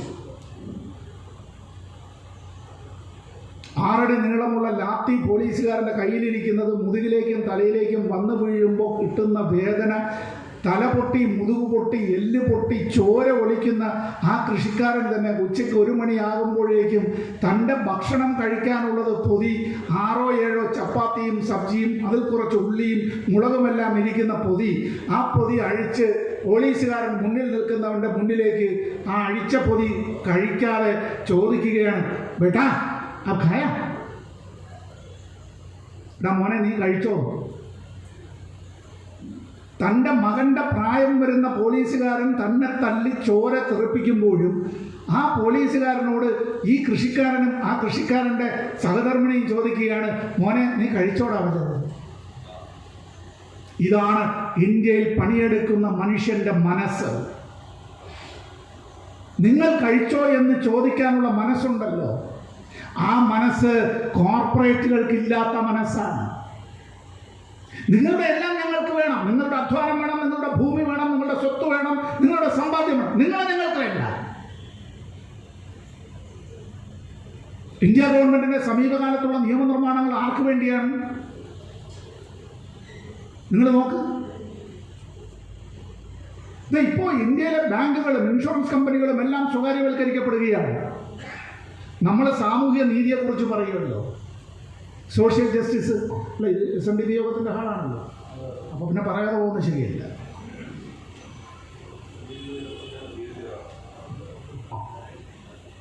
കേരളത്തിൻ്റെ നവോത്ഥാന പ്രസ്ഥാനങ്ങളുമായി ബന്ധപ്പെട്ടതിലെ ഏറ്റവും പ്രധാനപ്പെട്ട സ്ഥാനമാണ് ശ്രീനാരായണ ധർമ്മ പരിപാലന യോഗത്തിനുള്ളത്. ഇന്ത്യയിലെ നവോത്ഥാന നായകന്മാരിലെ ഏറ്റവും പ്രധാനപ്പെട്ട സ്ഥാനമാണ് ശ്രീനാരായണ ഗുരുവിനുള്ളത്. ഒരുപക്ഷെ ശ്രീനാരായണ ഗുരു ജനിച്ചതും വളർന്നതും അദ്ദേഹത്തിൻ്റെ പ്രവർത്തന മേഖലയും ഈ കേരളവും തെക്കേ ഇന്ത്യയും ഒന്നും അല്ലായിരുന്നു. അദ്ദേഹം ജനിച്ചത് ഒരു സവർണ സമുദായത്തിലായിരുന്നു, ഉത്തരേന്ത്യയിലായിരുന്നു എങ്കിൽ അദ്ദേഹം ഹിന്ദി ഹൃദയഭാഗത്തായിരുന്നു അദ്ദേഹത്തിൻ്റെ പ്രവർത്തനമെങ്കിൽ ഇന്ന് ശ്രീനാരായണ ഗുരുവിന് കിട്ടുന്നതിനേക്കാൾ എത്രയോ മടങ്ങ് ഖ്യാതിയും പ്രസക്തിയും എല്ലാം കൽപ്പിച്ചു നൽകിയത്. ജനനം കൊണ്ട് അവർമ്മൻ, ഭാഷ കൊണ്ട് മലയാളി.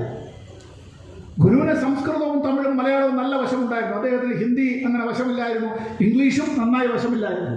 അദ്ദേഹത്തിന് വേണ്ടി ഇംഗ്ലീഷ് കൈകാര്യം ചെയ്തിരുന്നത് ഒരു ആംഗ്ലോ ഇന്ത്യൻ വർക്കലക്കാരൻ ഏണസ്റ്റ് ക്ലർക്ക് എന്ന കോട്ടും സൂട്ടും ഇട്ട് ഒരു കുരിശ് മാലയിട്ട് കയ്യിലെപ്പോഴും ബൈബിളുമേന്തി നടന്നിരുന്ന ഒരു ഏണസ്റ്റ് ക്ലർക്ക് എന്ന ആ മനുഷ്യനോട് സ്വാമികൾ ചോദിച്ചതും ഇതാണ്.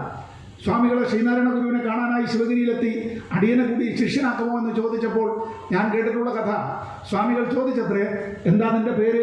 അടിയൻ്റെ പേര് ക്ലർക്ക്, ഏണസ്റ്റ് ക്ലർക്ക്.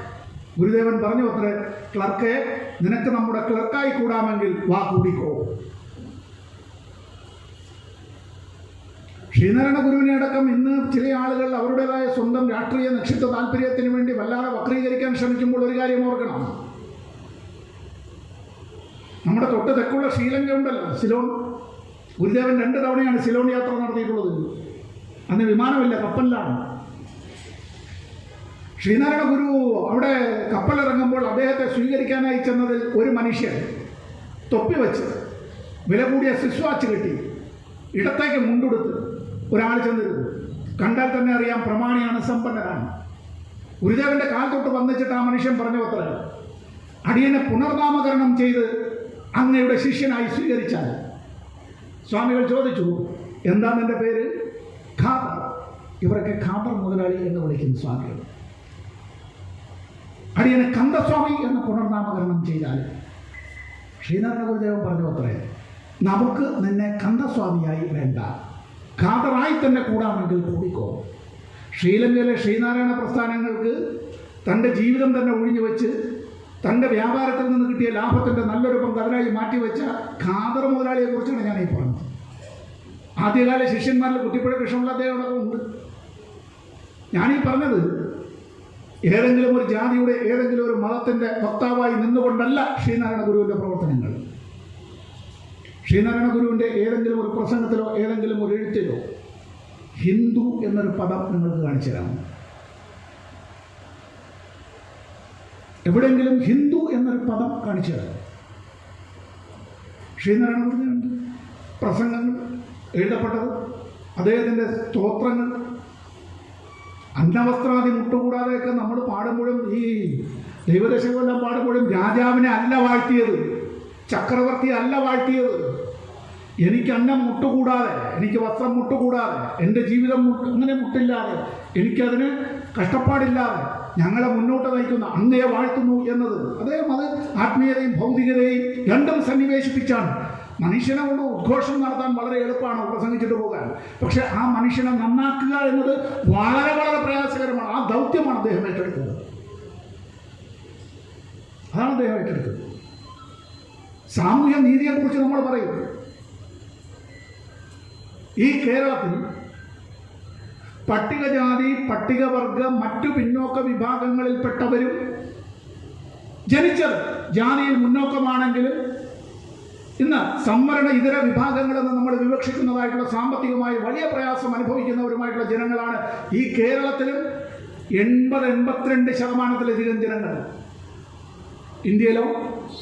ഇന്ത്യയിലും അത് തന്നെ സ്ഥിതി. പൊതുമേഖലാ ബാങ്കുണ്ട്, സാമൂഹ്യ നീതി അവിടെ ഉണ്ട്. ലൈഫ് ഇൻഷുറൻസ് കോർപ്പറേഷൻ പൊതുമേഖലയിലാണ്, സാമൂഹ്യ നീതി നടപ്പാക്കുന്നത്. സർക്കാർ കോളേജുകൾ, സർക്കാർ സ്കൂളുകൾ, സർക്കാർ ആശുപത്രികൾ, സാമൂഹ്യ നീതി അവിടെ ഉണ്ട്. പൊതുമേഖലാ സ്ഥാപനങ്ങൾ, വ്യവസായ സ്ഥാപനങ്ങൾ, വാണിജ്യ സ്ഥാപനങ്ങൾ സാമൂഹ്യ നീതിയുടെ തത്വമോടെ നടപ്പാക്കും. തിരുവനന്തപുരം വിമാനത്താവളം സ്വകാര്യവൽക്കരിച്ചാലോ? അപ്പൻ പട്ടാളത്തിലായിരുന്നു, വീരമൃത്യു വരിച്ചു, മകന് ജോലി, ശരി, അത് സാമൂഹ്യ നീതിയുടെ ഭാഗമായ റിസർവേഷൻ ഉണ്ടാവും. സ്വകാര്യവൽക്കരിച്ചാൽ ഇല്ല. इधर नहीं चलेगी, नहीं चलेगी. ഇപ്പൊ ഇന്ത്യയിലെ പൊതുമേഖല വാസ്തവത്തിൽ കൊള്ളയടിക്കപ്പെടുകയാണ്. അത് കോവിഡ്-19 മഹാമാരിയുടെ കാലത്ത് തന്നെയാണ്. അതിന് നിയമപരമായ പ്രാബല്യവും സംരക്ഷണവും നൽകുകയാണ്. പാർലമെന്റിലെ ഭൂരിപക്ഷം എന്നത്, അംഗബലം കൊണ്ടുള്ള ഭൂരിപക്ഷം എന്നത്, ആ ഭൂരിപക്ഷം എന്നത് രാജ്യത്തിന്റെ സമ്പദ് വ്യവസ്ഥ തീരെഴുതാനുള്ളതല്ല. ഞാനൊരു 10 മിനിറ്റ് കൂടി എടുത്ത് നിർത്തുകയാണ്. ഇന്ത്യ ഗവൺമെൻറ് പലപ്പോഴായി പല അന്തർദേശീയ കരാറുകളിൽ ഒപ്പുവെച്ചിട്ടുണ്ട്. നിങ്ങൾ അടൂർ പത്തനംതിട്ടയൊക്കെ ആയതുകൊണ്ട് റബ്ബറും മറ്റു വിധത്തിലുള്ള കാര്യങ്ങളും നിങ്ങൾക്ക് നന്നായിട്ട് അറിയാം. റബ്ബറിൻ്റെ അനിയന്ത്രിതമായ ഇറക്കുമതി കൊണ്ട് എത്ര കോടി രൂപയുടെ നഷ്ടമാണ് ഈ കേരളത്തിന് മാത്രം ഉണ്ടായിട്ടുള്ളത്.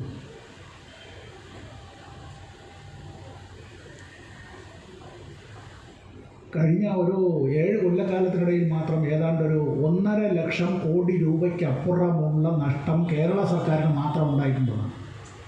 എങ്ങനെ? നികുതി ഇനത്തിലും മറ്റ് വരുമാനം എടുത്തിട്ടുണ്ട്. അങ്ങനെയാണെങ്കിൽ കൃഷിക്കാരന് എത്ര നഷ്ടമുണ്ടായി? കർഷക തൊഴിലാളിക്ക് എത്ര നഷ്ടമുണ്ടായി? പല കരാറുകൾ, ആസിയാൻ കരാറുകൾ ഒപ്പുവെച്ച ഉൾപ്പെടെയുള്ള മറ്റു പല കരാറുകളിൽ ഒപ്പുവയ്ക്കുമ്പോൾ പുറത്തുനിന്ന് ഇത്തരത്തിൽ അനിയന്ത്രിതമായി ഈ ഉൽപ്പന്നങ്ങൾ തന്നെ ഇങ്ങോട്ടേക്ക് വരികയാണ്. റോ മെറ്റീരിയലായി തന്നെ റബ്ബർ വരികയാണ്. ഇങ്ങനെ പല കാര്യങ്ങളും സംഭവിക്കുമ്പോൾ ഈ കേരളം ഉൾപ്പെടെയുള്ള സംസ്ഥാനങ്ങൾ ആഭ്യന്തര കൊളോണിയലിസത്തിന് വിധേയമാകുന്നത് പോലെയാണ്. സ്റ്റേറ്റ് ബാങ്ക് ഓഫ് ട്രാവൻകൂറിനെ സ്റ്റേറ്റ് ബാങ്ക് ഓഫ് ഇന്ത്യയിൽ ലയിപ്പിച്ചു. നമുക്ക് പലർക്കും പണ്ട് SBTയിൽ അക്കൗണ്ട് ഉണ്ടായിരുന്നു. ഈ SBI ലയിപ്പിച്ചത് കേരളത്തിലെ ഗവൺമെൻറ്റുമായി കൂടിയാലോചിച്ചിട്ടാണ്? അല്ലല്ലോ. കേരള നിയമസഭ എതിരായി പ്രമേയമടക്കം പാസ്സാക്കുകയുണ്ടായി. ഇന്ത്യ ഗവൺമെൻറ് അതിന് ഒരു പുല്ലുവില പോലും കൽപ്പിച്ചില്ലല്ലോ. ഇന്നിപ്പോൾ ജനകീയ ബാങ്കിങ് എന്നുള്ളത് കോർപ്പറേറ്റ് ബാങ്കിങ് ആക്കി മാറ്റുകയാണ്. പൊതുമേഖലാ ബാങ്കുകളെ സ്വകാര്യവൽക്കരിക്കുകയാണ്. ആ ധനകാര്യ സ്ഥാപനങ്ങളിൽ നിന്ന് ആയിരക്കണക്കിന് കോടിക്കണക്കിന് രൂപ വായ്പ എടുത്തിട്ട് തിരിച്ചടയ്ക്കാത്ത ആളുകൾ അവർ പറയുകയാണ് ഈ പൊതുമേഖലാ ബാങ്കുകളെല്ലാം മിസ്മാനേജ്മെൻറ്റാണ്, അതുകൊണ്ട് you have to privatise it. Privatise ചെയ്യുമ്പോൾ ഞങ്ങൾ വാങ്ങിച്ചോളാം. കാറിന് വായ്പ എടുത്ത നിങ്ങൾ തിരിച്ചടയ്ക്കാത്തതിൻ്റെ പേരിലും കുട്ടിയെ പഠിപ്പിക്കാനായി വായ്പ എടുത്തിട്ട് തിരിച്ചടവ് മുടങ്ങി കോവിഡ് കാലത്തൊന്നും കോടതി നടന്നില്ല, വക്കീൽപ്പണി നടന്നില്ല, കക്ഷിയെ വരുന്നില്ല, പിന്നെ ഫീസ് എങ്ങനെ കിട്ടും? അഭിഭാഷകർ എല്ലാത്തവരും ഇവിടെ ഇരിപ്പുണ്ടെങ്കിൽ എനിക്ക് തന്നെ ഉള്ള നേരിട്ടുള്ള അനുഭവത്തിൽ നിന്ന് പറയുകയാണ്, വക്കീൽ ഗുമസ്തന്മാരുടെ കയ്യിൽ നിന്ന് പലിശയ്ക്ക് കടം വാങ്ങിയ വക്കീലന്മാർ പലരുമുണ്ട്. സത്യമാണ്. അങ്ങനെ ഒരു കാലത്ത് വീട് വേവുമ്പോൾ വാഴ വെട്ടാൻ തക്കമെന്നുള്ളതുപോലെ COVID-19 മഹാമാരിയുടെ കാലത്ത് ഇത്തരത്തിൽ പൊതുസമ്പത്തിൻ്റെ ലൂട്ടിങ്, അബ്സല്യൂട്ട് ലൂട്ടിങ് ഇതാണ് നടത്തിക്കൊണ്ടിരിക്കുന്നത്.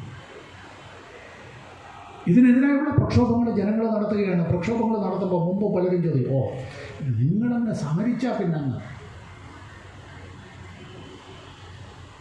സമരങ്ങൾ അവസാനിക്കുന്നില്ല എന്നും പ്രക്ഷോഭങ്ങൾ അതിന് ഇടമുറിയാതെ നടന്നുകൊണ്ടേയിരിക്കുമെന്നും പ്രക്ഷോഭങ്ങളെ തൽക്കാലം അടിച്ചമർത്തി എന്നുള്ളത് കൊണ്ട് അതിൻ്റേതായ ആ ആവേശത്തെയും അതിൻ്റെ അഗ്നിയെയും കെടുത്താൻ കഴിയില്ല എന്നുള്ളതാണ് ഞാൻ നേരത്തെ സൂചിപ്പിച്ച 1721 ഒരു ഉദാഹരണം പറഞ്ഞതും 1757 പ്ലാസി യുദ്ധത്തിൻ്റെ കാര്യം. ആദ്യം ഞാൻ 5 തെങ്ങ് കലാപം, ആറ്റിങ്ങൽ കലാപത്തെക്കുറിച്ചും പിന്നീട് പ്ലാസി യുദ്ധത്തെക്കുറിച്ചും ഇന്ത്യയിലെ ആദ്യത്തെ 1757 കലാപത്തെക്കുറിച്ചുമെല്ലാം പറഞ്ഞത്. അതെല്ലാം അന്ന് ചോരയിൽ മുക്കി കൊന്നു, അതുകൊണ്ട് വിജയിച്ചു എന്നാണ് എങ്കിൽ ഇന്ത്യ എന്നൊരു രാഷ്ട്രം ഇന്നുണ്ടാവില്ല. കർഷകരുടെ പ്രക്ഷോഭം, ആ പ്രക്ഷോഭത്തിന് തൊഴിലാളികൾ ഐക്യദാർഢ്യം പ്രകടിപ്പിച്ച് രംഗത്ത് വന്നത് അഭിഭാഷകർ ഉൾപ്പെടെ, അഭിഭാഷകരും ആ സമരത്തിന് അഭിവാദ്യം അർപ്പിച്ചുകൊണ്ട് രംഗത്ത് വന്നതാണ്. ഇതെല്ലാം ഇന്ത്യയിലെ ജനങ്ങൾ, പണിയെടുക്കുന്ന വിഭാഗം ജനങ്ങൾ, അവരുടെ എല്ലാം വേദന, ഏറ്റവും വലിയ രാഷ്ട്രീയം അന്നത്തിൻ്റെ രാഷ്ട്രീയമാണ്. രാഷ്ട്രീയം അത് പാകപ്പെടുത്തുന്നത് അടുക്കളയിലാണ്. അമ്മ അടുക്കളയിൽ പാചകം ചെയ്യുമ്പോൾ ആ പാചകത്തിൽ തീയുടെ മുകളിലിരുന്ന് വേവുന്നത് അന്നം. ആ അന്നം വേവുമ്പോൾ അതിൻ്റേതായിട്ടുള്ള പാചകത്തിൻ്റെ കൂട്ട്, ഇത് രാഷ്ട്രീയത്തിൻ്റെ കൂട്ടായി മാറുന്നത് ആ വീട്ടിൽ കുടുംബാംഗങ്ങൾ ഒരുമിച്ച് ഭക്ഷണം കഴിക്കുമ്പോഴാണ്. എന്തുകൊണ്ട് ഭക്ഷണം വയറു നിറച്ച് കഴിക്കാൻ കഴിയുന്നില്ല എന്ന്, എന്തുകൊണ്ട് 3 നേരം ഭക്ഷണം കഴിക്കാൻ കഴിയുന്നില്ല എന്ന്, എന്തുകൊണ്ട് എൻ്റെ മക്കൾക്ക് കഴിഞ്ഞ വർഷം നൽകിയ ആ ആഹാര പദാർത്ഥം ഇന്ന് വാങ്ങിക്കൊടുക്കാൻ കഴിയുന്നില്ല എന്ന്, എൻ്റെ കുട്ടികൾക്ക് എന്തുകൊണ്ട് പുതിയ കുപ്പായം വാങ്ങിക്കൊടുക്കാൻ കഴിയുന്നില്ല എന്ന്, എന്തുകൊണ്ട് എനിക്ക് ഈ വിധത്തിൽ വരുമാനം കുറഞ്ഞു എന്ന്, എന്തുകൊണ്ട് എൻ്റെ വീട്ടിലെ ഗൃഹനാഥൻ്റെ തൊഴിൽ നഷ്ടപ്പെട്ടു എന്ന്, ഇത് പിടിച്ചു പറിക്കപ്പെട്ടപ്പോൾ ഞങ്ങൾക്കെന്ത് സംഭവിച്ചു എന്ന്, എന്തുകൊണ്ട് നേരത്തെ നമ്മൾ താമസിച്ചിരുന്ന വീടും പറമ്പും വിറ്റിട്ടൊരു വാടക കെട്ടിടത്തിലേക്ക് മാറേണ്ടി വന്നു എന്ന്, എല്ലാം ഈ അന്നത്തിൻ്റെ മുമ്പിലാണ് ആ വിചാരമുണ്ടാകുന്നത്. ലോകത്തിലെ ഏറ്റവും വലിയ പൊതുവിതരണ ശേഖരണ സംവിധാനത്തിൽ 2ാം സ്ഥാനം ഇന്ത്യക്കാണ്. ചൈന കഴിഞ്ഞാൽ ഏറ്റവും വലിയ ഭക്ഷ്യശേഖരണം അത് ഫുഡ് കോർപ്പറേഷൻ ഓഫ് ഇന്ത്യയിലാണ്. FCI നിലവിലുള്ളത് കൊണ്ടാണ് ഇതിൻ്റെ പ്രൊക്യൂർമെൻറ്റും സ്റ്റോറേജും ട്രാൻസ്പോർട്ടേഷനും ഡിസ്ട്രിബ്യൂഷനും നടക്കുന്നത്. ഇത് ഫുഡ് കോർപ്പറേഷൻ ഓഫ് ഇല്ലായിരുന്നു എങ്കിൽ 1965 ജനുവരി മാസം 1-ാം തീയതിയാണ് നിലവിൽ വന്നത്. 64-ാം ആണ്ടിൽ പണ്ഡിറ്റ് നെഹ്റുവിൻ്റെ കാലത്ത് പാർലമെൻറ്റ് പാസ്സാക്കിയ ആക്ട് പ്രകാരമാണ് ഫുഡ് കോർപ്പറേഷൻ ഓഫ് ഇന്ത്യ നിലവിൽ വന്നത്. ആ FCI സ്വകാര്യവൽക്കരിക്കപ്പെട്ട് കിട്ടാൻ ഇന്ത്യയിലെ കോർപ്പറേറ്റുകൾ ആഗ്രഹിക്കാൻ തുടങ്ങിയിട്ട് പതിറ്റാണ്ടുകളായി. BJPയുടെ ഒരു മുൻ നേതാവ്, മുൻ മന്ത്രി, അദ്ദേഹം നേരത്തെ ഹിമാചൽ പ്രദേശിലെ മുഖ്യമന്ത്രിയായിരുന്നു. അദ്ദേഹത്തെ ഒരു കമ്മീഷൻ്റെ അധ്യക്ഷനായി വെച്ച് ശാന്തകുമാർ കമ്മിറ്റി ആ റിപ്പോർട്ട് വെച്ചുകൊണ്ടാണ് ഇതിൻ്റെ പണി ആരംഭിച്ചത്. ഇതെല്ലാം പൊളിച്ച് അടുക്കുക എന്നുള്ളത്. മിക്കവാറും ഫുഡ് കോർപ്പറേഷൻ ഓഫ് ഇന്ത്യയുടെ സ്റ്റോറേജ് ഫെസിലിറ്റി ഉള്ളതെല്ലാം റേക്ക് പ്ലേസ്മെൻറ്റ് ഫെസിലിറ്റി ഉള്ള സ്ഥലങ്ങളാണ്. തീവണ്ടിയിലെ ഗുഡ്സ് വണ്ടിയിൽ ഒരു റേക്ക് എന്ന് പറയുന്ന ഒരു 44-48 വാഗണുകൾ വരും. അത് മുഴുവൻ സൈഡ് ചെയ്യാൻ കഴിയുന്ന സ്ഥലമാണ്. വണ്ടി നേരെ വന്നു നിന്നാൽ നേരെ തലച്ചുമട ഇപ്പുറത്തേക്ക് ഇത് മാറ്റിയാൽ മതി. ഇത് സംഭരിച്ചു വെച്ചാൽ 2-3 കൊല്ലം അതിനകത്ത് സുരക്ഷിതമായിരിക്കും. കോടിക്കണക്കിന് രൂപ വില വരുന്നതായിട്ടുള്ള ഈ ഇവരുടെ ഗോഡൗണുകൾ എന്നത് ഇത് കൈയടക്കുക എന്നുള്ളത് ഈ ഭക്ഷ്യമേഖലയിലെ കോർപ്പറേറ്റുകൾക്ക് വലിയ അത്യാവശ്യമുള്ള കാര്യമാണ്. അപ്പോൾ കൃഷിഭൂമിയിലെ ആധിപത്യം, സംഭരണത്തിൻ്റെ ആധിപത്യം, ഭക്ഷ്യക്കടത്തിൻ്റെ ആധിപത്യം, പിന്നെ വിതരണത്തിൻ്റെ ആധിപത്യം, സൂപ്പർ മാർക്കറ്റുകളും ഒക്കെ തന്നെ ഉണ്ടാവും. അവിടെ ഇതെല്ലാം പാക്കറ്റുകളിൽ വരും. പാക്കറ്റുകളിലെ MRP അവർ തീരുമാനിക്കും. അവർ തീരുമാനിക്കുന്ന ബ്രാൻഡ് അവർ തീരുമാനിക്കുന്നതായ വിലയ്ക്ക് നമ്മൾ വാങ്ങും. മറ്റെവിടെ നിന്നെങ്കിലും വാങ്ങാൻ ഒരു ആൾട്ടർനേറ്റീവ് ഉണ്ടാവില്ല. റേഷൻ കട ഉള്ളതുകൊണ്ടാണ് നമുക്ക് ഈ വില നിലവാരം പിടിച്ചു നിർത്താൻ കഴിയുന്നത്. ഇന്ത്യയിലെ സ്റ്റാറ്റ്യൂട്ടറി റേഷനിങ് സമ്പ്രദായം ഏറ്റവും ശക്തമായ സംസ്ഥാനങ്ങളിൽ നിന്ന് കേരളമാണ്. കടുത്ത പ്രകൃതി ദുരന്തങ്ങളെ അതിജീവിച്ചിട്ടാണ് നമ്മളെപ്പോഴും ജീവിച്ചിരിക്കുന്നത്. നമ്മളിവിടെ ഇരിക്കുന്ന ആളുകൾക്ക് നമ്മുടെയെല്ലാം ആരോഗ്യം നമ്മുടെയെല്ലാം സ്വന്തം കഴിവിലാണ് എന്ന് ആർക്കും ഒരു മിഥ്യാധാരണയും വേണ്ട.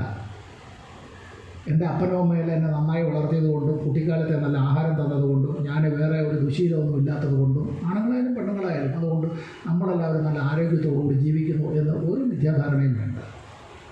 നമുക്ക് പേര് പോലും അറിഞ്ഞുകൂടാത്ത എത്രയോ ആയിരം ആളുകളുടെ കാരുണ്യം കൊണ്ടാണ് നമ്മളെല്ലാം ജീവിച്ചിരിക്കുന്നത്. അവരൊക്കെ ഏറ്റെടുത്ത് നടത്തിയ പ്രവർത്തനങ്ങൾ, ആ പ്രവർത്തനങ്ങളാണ് COVID-19 മഹാമാരിയുടെ കാലത്ത് ലോകത്തു നിന്ന് അപ്രത്യക്ഷമായ ലക്ഷക്കണക്കിന് ആളുകളിൽ വെറും ഒരാളായി മാറാതെ നമ്മളെപ്പോഴും 2 കാലിൽ ചവിട്ടി നടക്കാൻ കഴിയുന്ന, ശ്വസിക്കാൻ കഴിയുന്ന, പ്രവർത്തിക്കാൻ കഴിയുന്ന മനുഷ്യരായി നമ്മൾ ജീവിക്കുന്നത്. 2 പ്രളയങ്ങളെയും നിപ്പ വൈറസിനെയും COVID-19 മഹാമാരിയും അതിജീവിച്ച് കേരളം മുന്നോട്ട് പോകുമ്പോൾ ഇന്നലെ വന്നൊരു പത്രവാർത്ത നമ്മളെ ഞെട്ടിക്കുന്നത് പ്രളയകാലത്ത് കേരളത്തിന് ഇന്ത്യ ഗവൺമെൻറ് നൽകിയതായ നെല്ലരിക്ക് 1 കിലോഗ്രാമിന് ആ അരിക്ക് 28 രൂപ വീതം കേരളം ഇന്ത്യ ഗവൺമെൻറ്റിന് കൊടുക്കണം എന്നതാണ്. ഗർഭിണിയായ സ്ത്രീയെ രക്ഷിക്കാനായി വന്നവർക്കെല്ലാം നന്ദി, ഇന്ത്യയുടെ വ്യോമസേനയ്ക്ക് നന്ദി. അതിനടക്കം ജീവിതത്തിൽ നികുതിപ്പണം അടയ്ക്കണം എന്നുള്ള നിലയിലേക്ക് നമ്മുടെ തലയ്ക്ക് വിലയിടുന്നതിനെ സംബന്ധിച്ച് ക്രൂരമായ തമാശകൾ പലപ്പോഴും പലരും പറയുകയുണ്ടായി. കേരളം ഉൾപ്പെടെയുള്ള സംസ്ഥാനങ്ങൾ ഇന്ത്യ എന്ന രാഷ്ട്രത്തിൻ്റെ രാഷ്ട്രീയ പുറമ്പോക്കിലുള്ളവരല്ല. കേരളമില്ലാതെ ഇന്ത്യയില്ല. ഈ രാഷ്ട്രീയ പോരാട്ടങ്ങൾ എന്നത് ഞാൻ എൻ്റെ ഈ ഒരു പ്രസംഗം ആരംഭിച്ചിടത്തേക്ക് നിങ്ങളെ തിരിച്ചു കൊണ്ടുപോവുകയാണ്. അധികാരങ്ങൾ കേന്ദ്രീകരിക്കുക എന്നതും ആ കേന്ദ്രീകരിക്കപ്പെട്ട അധികാരങ്ങൾ കൂടുതലായി കേന്ദ്രീകരിക്കുക എന്നുള്ളതിൻ്റെയും ഏറ്റവും ഒടുവിലത്തെ ഉദാഹരണമാണ് ഒന്ന് സഹകരണ മേഖലയുടെ മേൽ പിടിമുറുക്കുക എന്നുള്ളത്. നോട്ട് നിരോധനത്തിൻ്റെ കാലത്ത് നമ്മുടെ നാട്ടിൽ ചില ചങ്ങാതിമാരെല്ലാം നടന്നു പറയുകയുണ്ടായി, സഹകരണ ബാങ്കുകൾ കള്ളപ്പണക്കാരുടെ കേന്ദ്രങ്ങളാണ്, കള്ളപ്പണം വെളുപ്പിക്കാനാണ് ഈ സഹകരണ ബാങ്കുകൾ എന്ന് പറഞ്ഞു. കേരളത്തിലെ സഹകരണ സ്ഥാപനങ്ങൾ എന്നത് ഒരു മനുഷ്യൻ്റെ ജനനം മുതൽ മരണം വരെ സേവനങ്ങൾ നൽകുന്നവരാണ്. സഹകരണ ആശുപത്രികൾ, സഹകരണ ചന്തകൾ, സഹകരണ ബാങ്കുകൾ, ചിലപ്പോൾ അംഗങ്ങളുടെ മരണാനന്തര ക്രിയക്കടക്കം സഹകരണ സ്ഥാപനത്തിൽ നിന്ന് സഹായം എത്തിക്കുകയാണ്. നമ്മുടെ മക്കൾ പഠിക്കുന്ന സ്കൂളുകളിൽ കോപ്പറേറ്റീവ് സൊസൈറ്റിയിൽ നിന്നാണ് കുട്ടികൾ നോട്ടും മറ്റ് പുസ്തകങ്ങളും വാങ്ങുക. ഈ കേരളം പോലെ ജീവിതത്തിൻ്റെ സമസ്ത മേഖലകളിലും സർവതല സ്പർശിയായ സഹകരണ രംഗം ജനാധിപത്യ പ്രക്രിയയിൽ കൂടി അത് വിജയം വരിച്ചതാണ്. വിവിധ രാഷ്ട്രീയ പാർട്ടികളുള്ളത് അവരിൽ ജനങ്ങൾ രാഷ്ട്രീയത്തിൻ്റെ ഭാഗമായി ഒരുപാട് വിമർശനങ്ങളും കളിയാക്കലുകളും ഒക്കെ ഉണ്ടാവും, ആരോപണ പ്രത്യാരോപണം ഉണ്ടാകുമ്പോഴെല്ലാം കേരളത്തിൽ ഈ സഹകരണ രംഗത്തെ വളർത്തിക്കൊണ്ടുപോകുന്നതിൽ വിവിധ രാഷ്ട്രീയ നേതാക്കൾക്ക് വലിയ പങ്കുണ്ട്. അവരിൽ ജനങ്ങൾ അർപ്പിച്ച വിശ്വാസമാണ്. ആ വിശ്വാസം ഈ സഹകരണ പ്രസ്ഥാനം വളരുമ്പോൾ ഉണ്ടാകുന്നത് വട്ടിപ്പലിശക്കാർക്ക് നിലനിൽക്കാൻ കഴിയാതാവും. വലിയ കോർപ്പറേറ്റുകൾ പൊതുമേഖലാ ബാങ്കുകളെ കൈയടക്കാനിരിക്കുന്നവർക്ക് ഈ സഹകരണ സ്ഥാപനങ്ങൾ ഭീഷണിയാണ്. അപ്പുറത്ത് സൊസൈറ്റി ഉണ്ട്, നമ്മളവിടെ അക്കൗണ്ടുണ്ട്. ആ സൊസൈറ്റിയിൽ നിന്ന് നമുക്ക് വായ്പ കിട്ടുന്നു. വായ്പ തിരിച്ചടയ്ക്കാൻ എന്തെങ്കിലും ഒരു സാവകാശം ചോദിച്ചാൽ അവർ നമുക്ക് നൽകുകയാണ്. പിഴപ്പലിശ എഴുതിത്തള്ളാം, അത് ചിലപ്പോൾ ഗവൺമെൻറ്റിൻ്റെ സഹായത്താൽ അത്തരം കാര്യങ്ങൾ നടക്കുകയാണ്. ഒരു ഷെഡ്യൂൾഡ് ബാങ്കിലും ഇത് കഴിയില്ല, ഒരു സ്വകാര്യ ബാങ്കിലും ഇത് കഴിയില്ല. ഈ ബാങ്കുകളടക്കം ഇപ്പോൾ നിങ്ങൾ കേരളത്തിലെ ധനലക്ഷ്മി ബാങ്ക് ആരുടെ വകയാണിപ്പോൾ? ആരുടെ വകയാണ് ഈ ബാങ്ക്? കാത്തലിക് സിറിയൻ ബാങ്ക് ഇപ്പോൾ ആരുടെ കയ്യിലാണ്? കുറേ നാളുകൾക്ക് മുമ്പ് വരെ നമ്മുടെ പലരുടെയും ധാരണ കാത്തലിക് സിറിയൻ ബാങ്ക് അത് കേരളീയരുടെ ബാങ്കല്ലേ. ധനലക്ഷ്മി ബാങ്ക് കേരളീയരുടെ ബാങ്കല്ലേ? അങ്ങനെയൊക്കെ പറയാൻ വരട്ടെ കേട്ടോ. ഇതൊക്കെ നമ്മുടെ കയ്യിൽ നിന്ന് മറ്റു പലരുടെയും കൈകളിലേക്ക് എത്തപ്പെട്ടു. അപ്പോൾ ഫിനാൻസ് മൂലധനത്തിൽ പിടിമുറുക്കാനും അങ്ങനെ പിടിമുറുക്കി തങ്ങളുടേതായിട്ടുള്ള സാമ്പത്തിക താല്പര്യങ്ങൾ അത് നിലനിർത്താനും വളർത്താനും ഉപയുക്തമായ നിലയിലുള്ള രാഷ്ട്രീയ സംവിധാനത്തിന് വേണ്ടി പ്രവർത്തിക്കുന്നവർക്ക് ഈ സഹകരണ സ്ഥാപനങ്ങൾ തകർന്നു കാണാം. സഹകരണ രംഗം എന്നത് ഭരണഘടനയിൽ ഏത് ലിസ്റ്റിലാണ്? സംസ്ഥാനങ്ങളുടെ ലിസ്റ്റിലാണ്. സ്റ്റേറ്റ് ലിസ്റ്റിലുള്ള ഒരു വിഷയത്തെയാണ് ഇന്ത്യ ഗവൺമെൻറ് കൈപ്പിടിയിൽ ഒതുക്കാൻ ശ്രമിക്കുന്നത്. ചെറിയ കാര്യമല്ല. ഇങ്ങനെ നിയമനിർമ്മാണങ്ങൾ നടത്തുമ്പോൾ ഇതിനെതിരായി എങ്ങനെയാണ് പ്രതിഷേധം നമ്മൾ ഉയർത്താതിരിക്കുക? എൻ്റെ പണം, എൻ്റെ സ്ഥാപനം, എൻ്റെ നാടിൻ്റെ വികസനം പ്രധാനപ്പെട്ട വിഷയമല്ലേ? ഇവിടെ കോവിഡ്-19 മഹാമാരിയുടെ കാലത്തും ഇത്തരത്തിൽ ജനവിരുദ്ധ നയങ്ങൾക്കെതിരായി, ഭരണഘടനാ വിരുദ്ധമായ നിലപാടുകൾക്കെതിരായി, പാർലമെൻ്ററി ജനാധിപത്യം അട്ടിമറിക്കുന്നതിനെതിരായി പ്രതിഷേധം ഉയരുക തന്നെ വേണം. അത് പടർത്തുക തന്നെ വേണം. അത് ഒരു ദേശസ്നേഹിയുടെ ചുമതലയാണ്.